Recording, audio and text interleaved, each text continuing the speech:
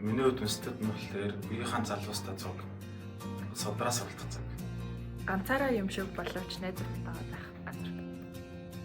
Институтээр бид нэр сургаал болон түүхийдэн талаар гүнзгий судалдаг.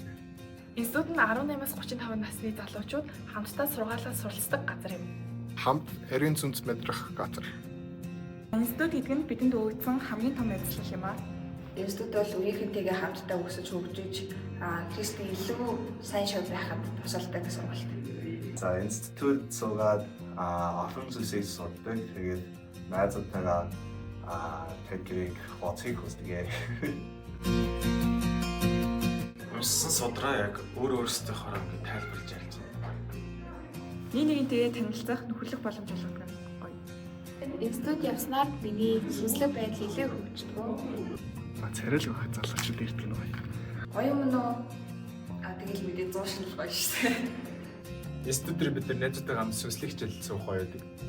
Одгөөрлөхөө ингээд амьдралын experience-үүд нь яг 50% бухантай холбоотой. Тэгээд юу нь бол яг онлайн биш яг experience-ийг суралцах боломжтой.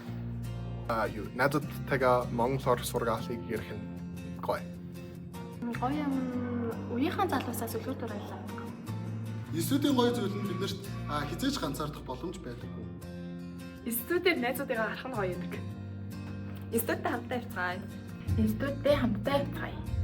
Институттай хамтдаа явцгаая. Институттай хамтдаа явцгаая. Институттай хамтдаа явцгаая. Институттай хамтдаа явцгаая. Институттэй хамтдаа явцгаая.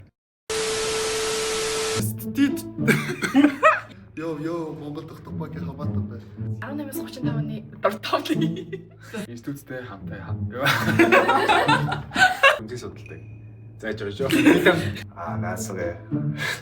Уяахан хүүхдүүдээс хүүхдүүд гээд байгаа юм. Институттай хамтдаа явцгаая.